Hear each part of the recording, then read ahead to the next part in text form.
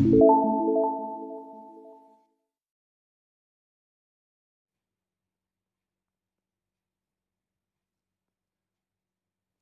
Children, this is Sonia Agrawal with you.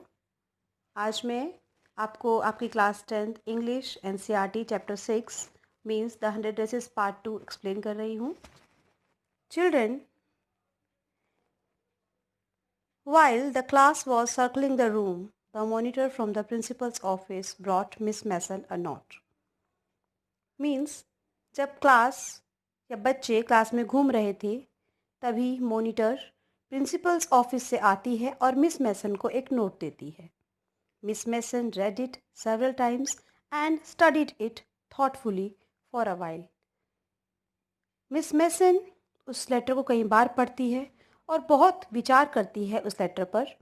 Then she clapped her hands और उसके बाद वो एक ताली बजाती हैं। Attention class, everyone back to their seat और कहती हैं, सभी बच्चों को कहती हैं attention and सभी अपनी अपनी सीट पर वापस आ जाएं। When the shuffling of feet had stopped and the room was still and quiet, Miss Mason said, जब सभी बच्चे अपनी अपनी सीट पर आ गए, उनके पैरों के घिसड़ने की आवाज़ बंद हो जाती है, तभी वहाँ पर एक साइलेंस होता है और सभी बच्चे अपनी अपनी सीट पर चुपचाप बैठ जाते हैं। मिस मैसन कहती है, I have a letter from Wanda's father that I want to read to you. कि मेरे पास एक लेटर है और मैं वो आपके सामने पढ़ना चाहती हूँ। Miss Mason stood there a moment and the silence in the room grew tense and expectant. Miss Mason कुछ समय के लिए खड़ी होती हैं और रूम में एक अजीब सा साइलेंस होता है। The teacher adjusted her glasses slowly and deliberately. Teacher जो है अपने ग्लासेस को यानी अपने चश्मे को सेट करती हैं धीरे से, डेलिब्रेटली, जानबूझकर वो बहुत ही ध्यान से अपने चश्मे को सेट करती हैं।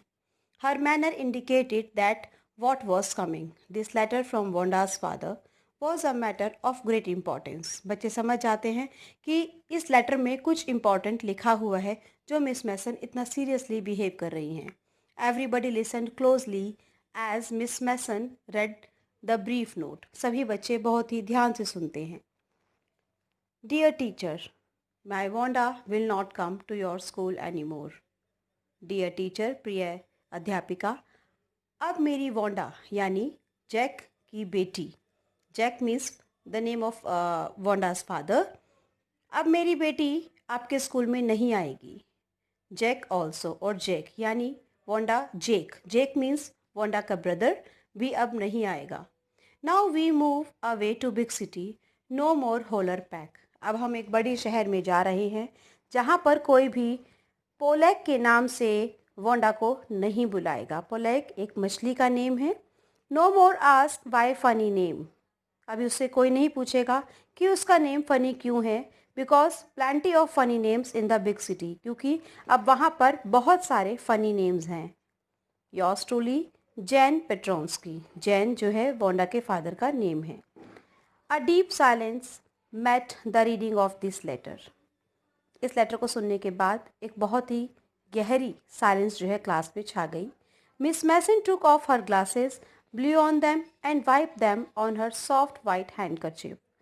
मिस मैसन अपने चश्मे को उतारती हैं, उन पर फूंक मारती हैं एंड उनको साफ करती हैं अपने वाइट हैंकी के साथ। Then she put them on again and looked at the class, और फिर से उस चश्मे को पहनती हैं और क्लास की तरफ देखती हैं। When she spoke, her voice was very low. बहुत ही धीमी आवाज़ में वो बोलती हैं। I am sure that none of the boys and girls in the room 13 would purposely and deliberately hurt anyone's feeling. वो कहती हैं कि मैं जानती हूँ, मैं श्योर हूँ कि कोई भी रूम नंबर 13, जिस रूम में वो क्लास थी, मीन्स रूम नंबर 13 में किसी ने भी जानबूझकर या किसी उद्देश्य के साथ ये नहीं किया। पर्पसली मीन्स उद्देश्य के साथ, डेलिब्रेटली मीन्स जानबूझकर किसी की फीलिंग्स को, किसी के दिल को नहीं दुखाया, because his or her name happen to be a long unfamiliar one, क्योंकि उसका नेम जो था वो अनफेमिलियर था और लॉन्ग था। I prefer to think that what was said in thoughtlessness. मुझे लगता है, मैं ये सोचती हूँ कि जो भी इस क्लास में हुआ वो बिना विचारे हुआ या कोई जानबूझकर नहीं करना चाहता था। I know that all of you feel the way I do. मैं जानती हूँ कि आप सब भी वही महसूस कर रहे हैं, मैं भी जैसा कि मैं महसूस कर रही हूँ। That this is a very unfortunate thing to have happened. ये बहुत ही दुर्भाग्यपूर्ण था जो भी हुआ। अनफॉर्चुनेट और सैड, बहुत दुखी और दुर्भाग्यपूर्ण दोनों ही था।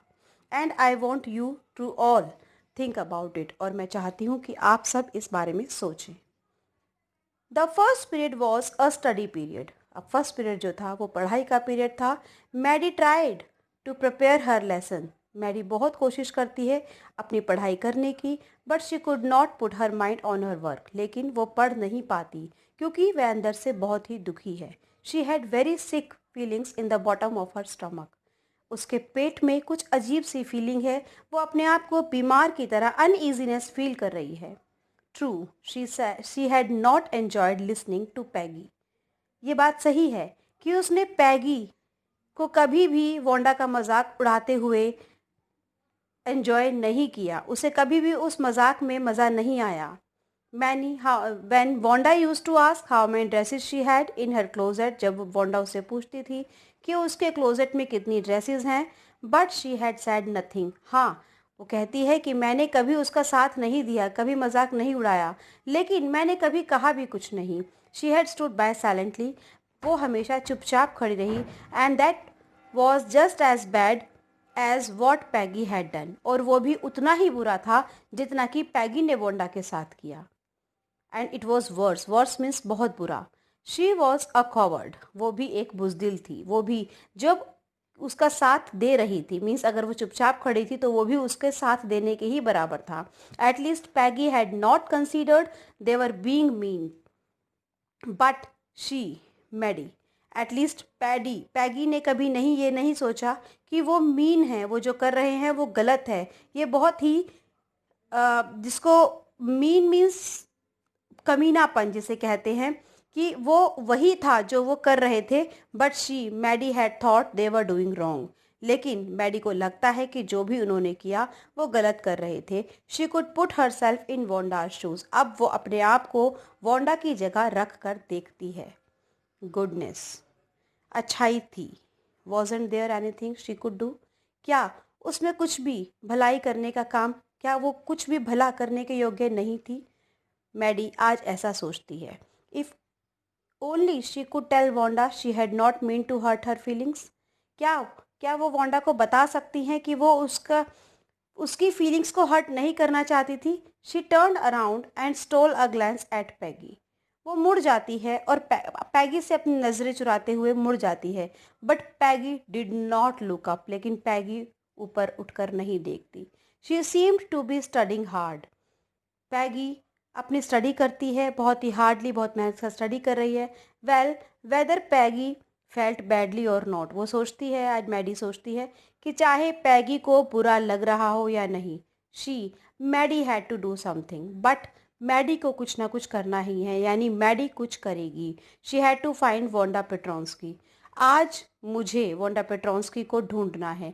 May be she had not yet moved away. हो सकता है कि अभी तक उन्होंने अपना घर नहीं छोड़ा हो। May be Peggy would climb the Heights with her. हो सकता है कि मैगी उसके साथ जाए या ना जाए।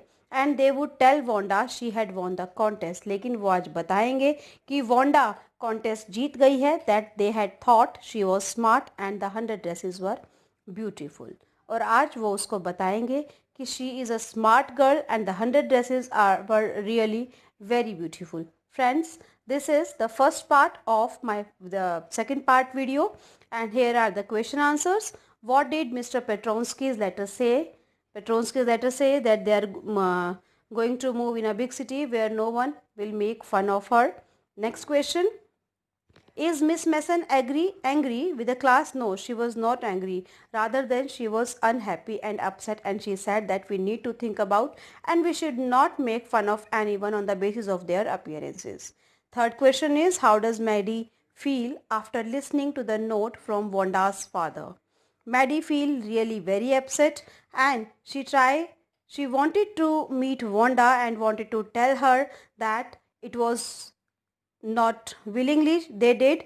It was only their fault, and now everything now, and the contest of the drawing contest, she has win, and all the dresses were really very beautiful.